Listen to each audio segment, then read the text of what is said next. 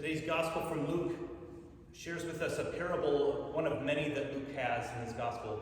And parables, of course, are not just little stories that we tell our children with very small meanings, right? They are big stories that take us time to devour, time to understand fully. And even over time of a person's life, in different seasons, a parable may speak to you in a different way than it did, say, when you were younger.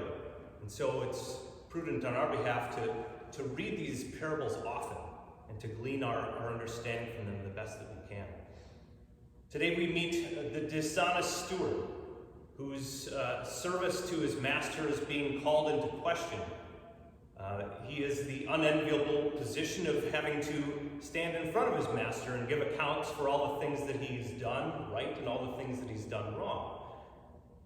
We see that there's a little bit of time before this happens, however, and he uses that very quickly to call in the suppliers to his master and to rewrite some contracts in his favor. Now, you might think that maybe he's taking out his little pension portion of it, but he's taking out quite a sizable amount of each one of those contracts, isn't he?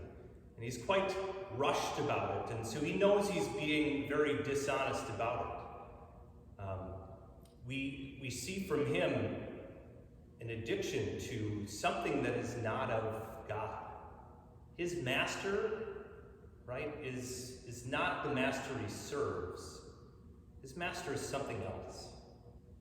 And we see this in the last line that Jesus gives us today. You cannot serve two masters. You'll either love one or hate the other, or hate the one and love the other. He says you cannot serve both God and mammon.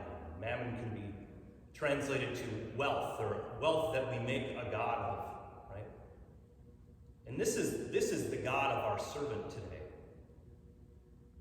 He serves wealth. That is his highest good, the thing that he worships, right? And how easy is this, brothers and sisters, to worship that which is not God, right? Our own wealth, our own power, our own sacrifices that give us notoriety. It's very easy to put these things in front, in the foremost of our minds, instead of service to God himself.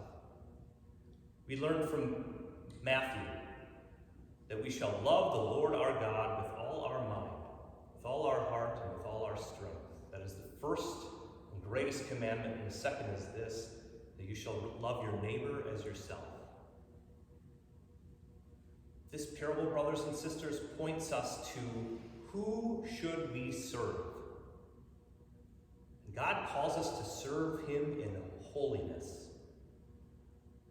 The line that really gets me is when he says the children of this generation are more prudent in dealing with the world than the children of light.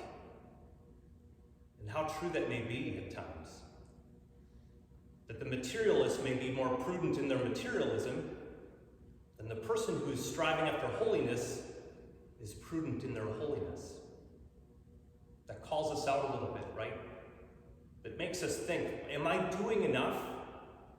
Am I striving hard enough? Am I using everything that God has given me to serve him and to serve others? And this is a beautiful question to take to daily prayer. Daily prayer is our first habit of holiness that allows us to understand what is God's will for us. In the reading of Scripture, we hear his word, but is this time in prayer, this time in adoration, that we hear him most fervently call to us and ask of us back the gifts that he's given us.